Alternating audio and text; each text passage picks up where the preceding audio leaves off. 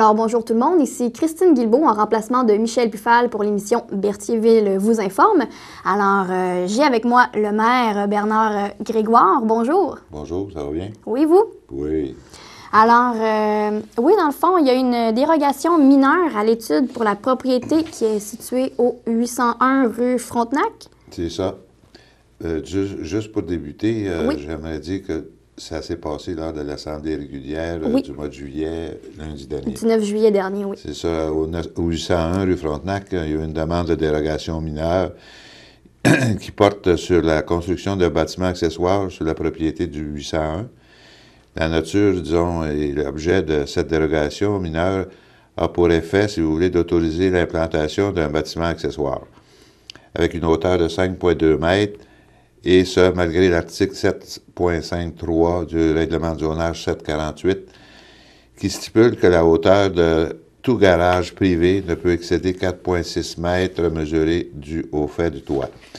Ça a été accepté par le Conseil à l'unanimité, mais moi, je tiendrais à signifier, pour ceux qui ne sont pas au courant, dans les villes, on a fait une expertise alentour de Berthierville, et la plupart des gens peuvent aller jusqu'à 17 pieds, tandis que nous, notre règlement stipule 15 pieds. Donc, lors du renouvellement de certains règlements pour l'automne, on va changer cet aspect-là pour ne pas avoir de dérogation mineure à donner dans le futur. Parfait. Voilà. Et puis, il y a une autre dérogation mineure qui a été à l'étude pour la propriété qui est située au 911 rue Giroux. Oui, cette dérogation mineure a pour effet d'autoriser l'implantation du bâtiment principal avec une marge de recul de 0,03 mètres, et ça malgré la grille de zone 1R15. Faisant partie du chapitre 5 du règlement de zonage 748 qui stipule que la marge de recul arrière est de 6 mètres. Considérant que la recevabilité de la demande, puisqu'elle ne porte pas sur l'usage ni sur la densité de la zone, elle ne porte seulement sur une zone où l'occupation du sol est soumise à des contraintes particulières pour des raisons de sécurité publique et qu'elle ne contrevient pas au plan d'urbanisme de la ville, et aussi que le propriétaire agit de bonne foi et qu'un permis a été obtenu pour la construction du bâtiment conformément aux normes du règlement de zonage de la ville, et aussi considérant que l'acceptation de la demande n'entraîne pas de perte de jouissance pour les propriétés voisines et que le refus de la demande causerait un préjudice au propriétaire pour la réalisation de la vente de l'immeuble. Donc, le Conseil a résolu d'accepter cette demande lors de son assemblée régulière. Parfait. Puis, il y a eu une autre dérogation mineure qui a été à l'étude pour la propriété qui est située au 1020 rue Corriveau. Bon, c'est un peu à peu près la même chose que la dérogation mineure du 801 Frontenac. C'est pour les mêmes considérants, si vous voulez. C'est la hauteur, si vous voulez, du garage ou accessoire qu'on appelle pour 17 pieds au lieu de 15 pieds. Parfait. Puis, il y a eu une demande de permis également, une demande de permis relative au 710 rue Frontenac. Oui. Bon, là, ici, c'est une demande de permis relative au PIA. C'est pas juste une demande de permis, si vous voulez, concernant le règlement dans son ensemble, mais c'est la section, si vous voulez, patrimoniale de la ville. Et ce qui est arrivé, c'est que dans le passé, avant le PIA, ça avait été peinturé en jaune et vert, et le comité d'urbanisme a demandé à ce que ça revienne comme autrefois, la même couleur que la maison était, parce que le monsieur propriétaire veut renouveler, si vous voulez, les couleurs. Donc, le comité n'a pas accepté les couleurs qui étaient déjà existantes et revient avec les couleurs originales de la maison qui étaient blanches et vertes. Et nous sommes prêts à donner le permis pour la couleur blanche et verte pour cette maison-là. Parfait. Puis, il y a eu une demande de permis de rénovation au 724 rue Frontenac pour une zone PIA aussi. Bon, tout ce qui s'appelle PIA, tout ce qui s'appelle toucher à la maison demande un permis. Et dans le cas présent, le monsieur propriétaire, lui, il ne contraint pas à rien au règlement 918 puisqu'il peinture sa maison de la même couleur qu'elle est présentement, soit blanche et gris-bleu, si ma mémoire est bonne, ou un bleu foncé. OK. Et à ce moment-là, le propriétaire, qui était un conseiller, a quitté la table pour ne pas avoir de problème, si vous voulez, euh, avec des citoyens ou encore dans sa fonction de conseiller. OK. Maintenant, il y a eu achat d'une banque d'heures auprès d'entreprises Forme Eval Inc. Donc, on a fait faire une évaluation pour qu'une formation devra être accordée à certaines personnes salariées sur le chargeur de roue ou ainsi la rétrograveuse. Les personnes salariées qui sont au garage municipal doivent avoir, comme dans le public, avoir leur carte qu'on appelle communément dans le domaine de la construction. Donc, la Ville a décidé d'acheter un bloc de 41 heures de formation au montant de 4 425 $ plus taxes de la compagnie Entreprise Forme Eval Incorporée, qui, eux, sont, si vous voulez, une compagnie spécialisée dans ces points-là avec les municipalités. OK. Maintenant, il y a eu réfection du poste de pompage Gadouri, mandat Leroux, Baudouin, Urens et Associés Inc. Oui. Bon, ici, ceux qui vont sur la rue Gadouri, voient, ben, ça dépend où on se place. Si on s'en va vers l'est, à votre droite, un peu plus loin du début de la rue, il y a un poste de pompage qui avait été fait à l'époque, il y a plusieurs années, et ça date de 1984. Et puis cette station-là a été construite selon les règles de l'art du temps, et que l'intérieur mécanique, électricité, tuyauterie semble désuet, ben, disons, on commence à avoir des problèmes. Donc, c'est d'accepter la proposition des services professionnels datée du 15 juin de Leroux, Baudouin, Urens et Associés au montant de 7 600 plus taxes applicables quant à la réalisation d'une étude préliminaire sur la réfection du poste Gadouri. C'est très important puisque ça dessert une grande partie, si vous voulez, comme ce qu'on appelle communément le Berthier en haut. Et je pense que, disons, on n'a pas intérêt à retarder les travaux s'il y a travaux à faire. Maintenant, une nouvelle qui va en réjouir plus d'un, j'imagine, l'achat d'un système d'éclairage pour l'aréna Joanie-Rochette. Oui, on a eu des essais dernièrement, je ne sais pas si ma mémoire est bonne, à la fin de mai, avec un système d'éclairage moderne, si vous voulez, puisque celui qui était là était depuis le début de l'aréna Joanie-Rochette. Et nous avons opté pour ce nouveau système d'éclairage puisque l'ancien ne répond plus aux normes. Donc, les essais réalisés, comme j'ai dit tantôt, ont été faits avec la compagnie Système Énergie Rionac. Et ensuite, comme on a été capable de déterminer si c'était meilleur que l'ancien, bien, ces essais sont concluants. Et la compagnie nous ont fait une offre pour daté du 25 mai 2012 au montant de 17 952 plus taxes. Et donc, ce montant-là sera payable à même le fonds de roulement comme dépenses encourues pour le remboursement sont reparties sur 4 exercices financiers débutant en 2013. Ça va être magnifique, ça va être différent. Ceux qui vont aller à l'aréna vont pouvoir voir au moins le gardien de but de loin. C'est une bonne nouvelle, ça. Ouais. Maintenant, il y a une demande d'appui concernant l'iniquité dans le financement du réseau de la santé et des services sociaux de la Naudière. Oui. Bon, disons, c'est à la MRC ou encore dans les municipalités, on veut faire, disons, une demande ou encore un peu de, comme on dit en anglais, de push sur le gouvernement pour nous donner des meilleurs services dans notre région ou encore dans les services sociaux de la Naudière. Donc, c'est Mme Véronique Yvon, députée de Joliette, qui nous demande aux citoyennes de la MRC de Joliette et de Dole à signer une pétition réclamant l'équité en santé et services sociaux pour la Naudière. La demande d'appui de M. Villeneuve aussi est dans sa lettre du 25 de mai 2012 qu'il nous a adressée. Et ensuite, il manque dans le réseau présentement environ 42 millions de dollars par année pour le financement des programmes de services qui bénéficieraient notamment des centres hospitaliers et les urgences, les CLSC, les centres de réadaptation, les centres de jeunesse ainsi que d'autres partenaires du réseau. Et aussi 60 médecins de famille à temps plein pour notre région.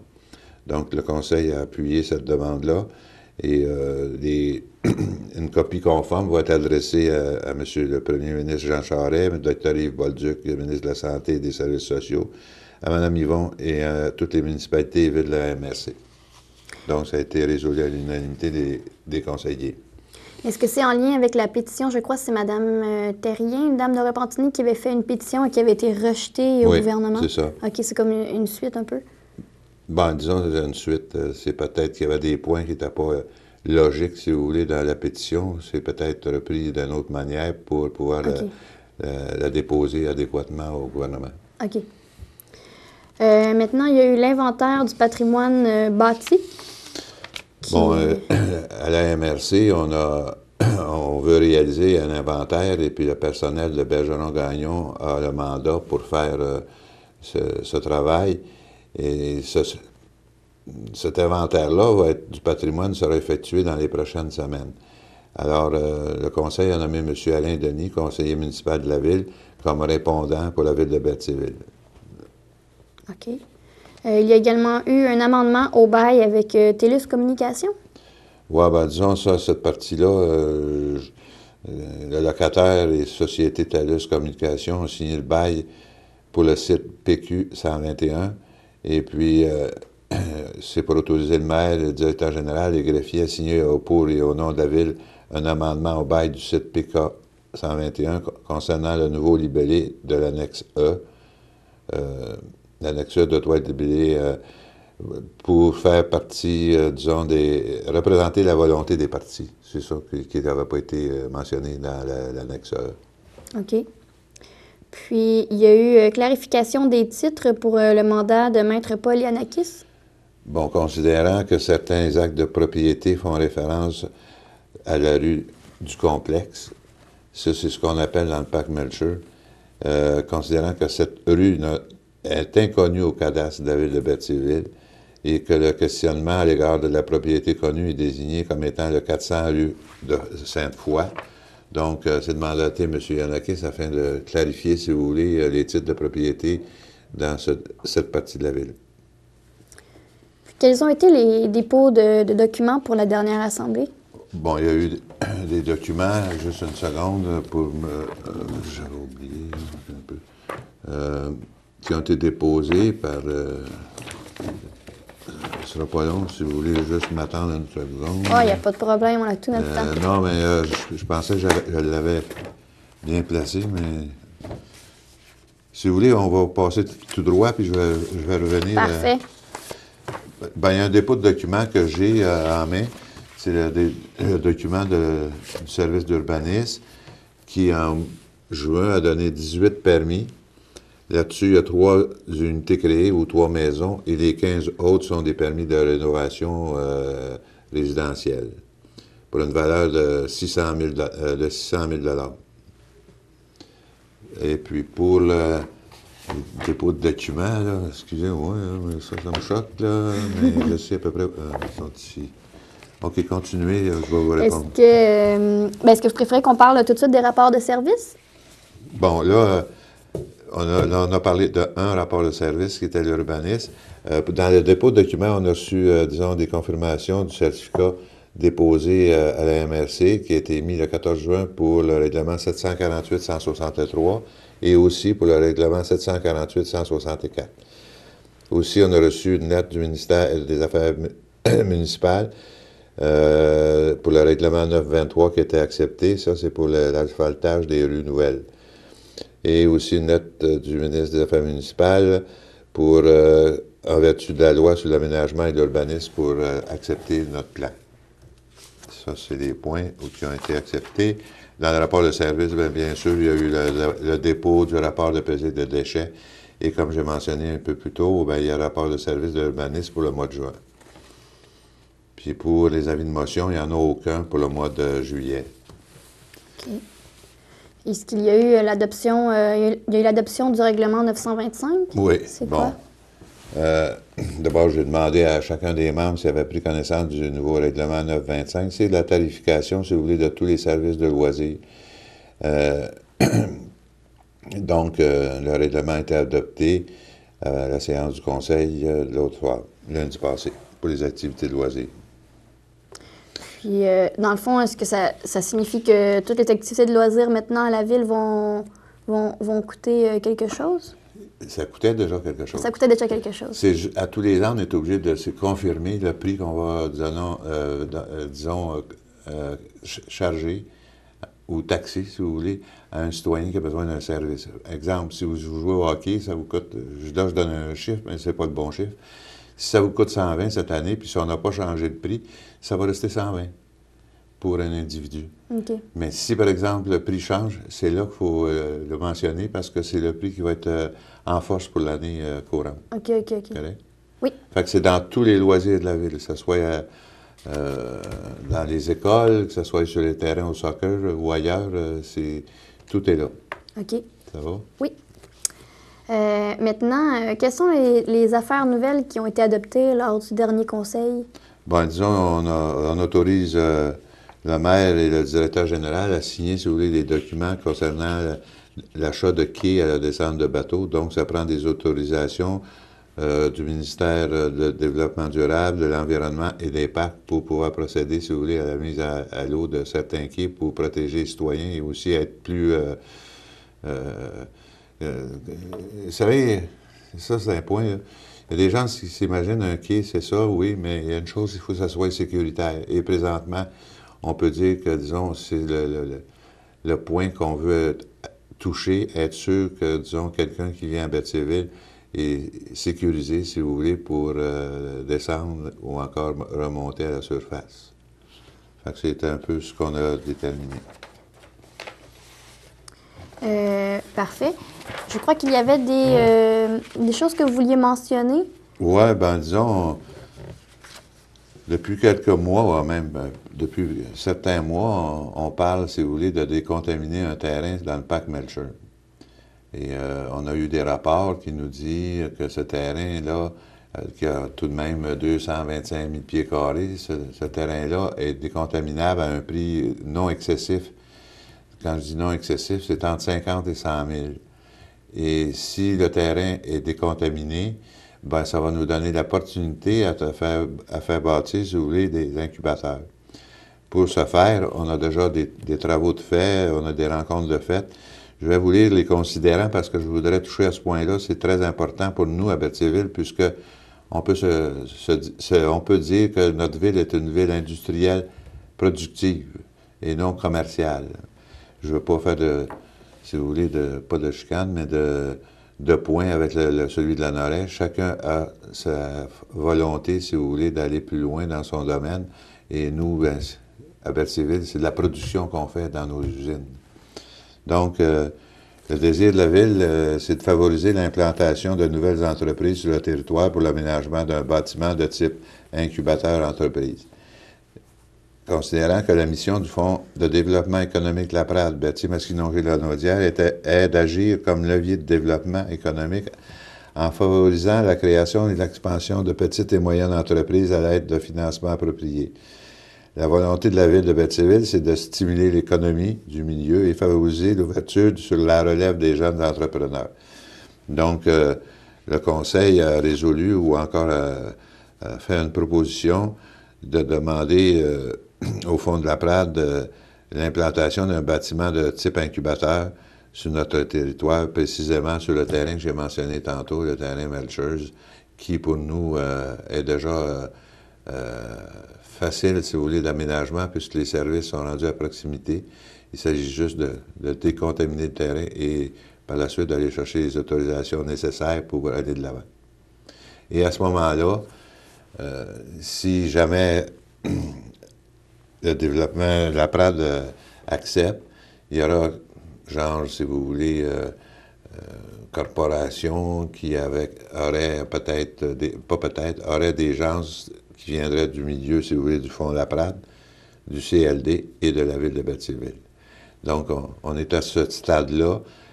Présentement, disons, j'y tiens beaucoup, puisque j'ai toujours dit que j'étais un gars qui voulait l'économie, le développement. Et pour pouvoir aller plus loin présentement, il faut absolument qu'on ait l'appui, si vous voulez, si possible, du Fonds de développement Laprade. Puis, c'est juste une petite parenthèse, c'est quoi Ça comprend quoi, les incubateurs? Les incubateurs, c'est... Ah, c'est comme un condo. OK, OK, OK. OK? Et puis, mettons, tout dépend comment le plan peut sortir. Ça peut être un condo à 3 étages, ça peut être un condo plat qu'on appelle. C'est que aussi, quand vous parlez d'incubateur, c'est plus facile pour les gens ou pour le gouvernement de dire oui que sur un mot condo. OK. Parce qu'il y a des subventions qui se rattachent à ça. Il faut aller les chercher, mais il faut aller chercher avec le vrai mot ou la vraie résolution qui va inclure le mot incubateur. Le mot condo, c'est comme un condo de maison. C'est pas la même chose. En tout cas.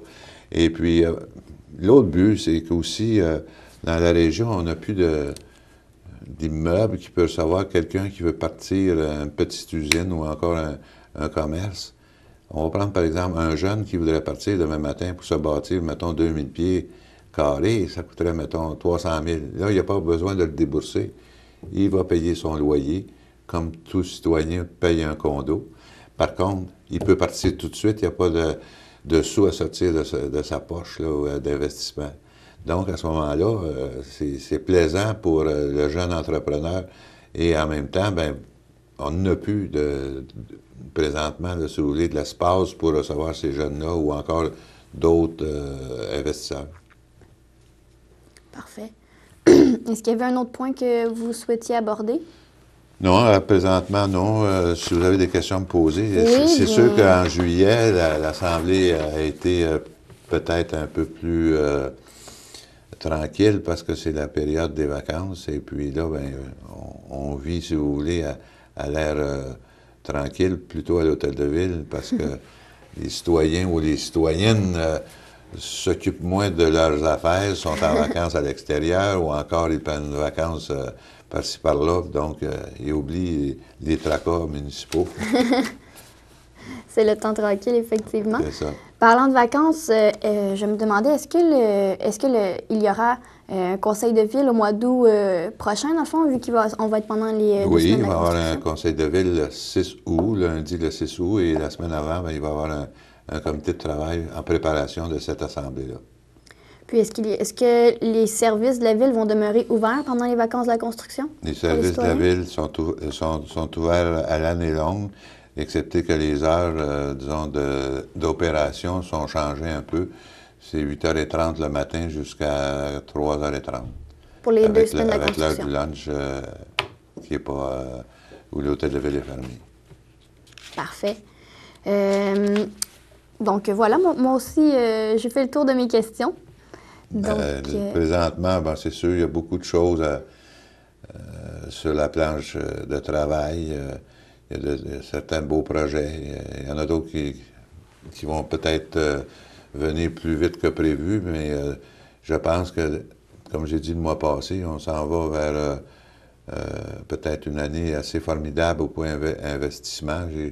J'ai mentionné 8 millions. Je pense que je ne me trompe pas gros. Je peux me tromper en plus ou en moins, mais tant mieux. C'est bon signe où il y a de la vie économique. Ça nous donne, si vous voulez, la chance d'accueillir de nouveaux citoyens, d'accueillir des nouveaux investisseurs. Parce que c'est pas facile de nos jours. Je regarde la période où j'avais été maire, en 87. Le monde investissait, c'était pas disable le nombre de gens qu'on recevait pour essayer de leur aider. Maintenant, c'est limité. C'est pas gros par année, mais quand on en a, il faut essayer de les garder. C'est ça qui est important. Donc, c'est de donner des services. Et moi, je m'en cache pas, je me sers du CLD présentement pour essayer de faire grouiller, si vous voulez, les projets qui viennent sur la table de la ville. Et puis, je suis fier de travailler de concert avec le CLD, avec M. Desjardins, qui, en passant, fait un ouvrage magnifique, je dois l'avouer. Il le fait pour la MRC, mais aussi il le fait pour les citoyens de la ville de Berthierville, qui payent une quote-part pour garder le CLD en fonction. bien, c'est très intéressant.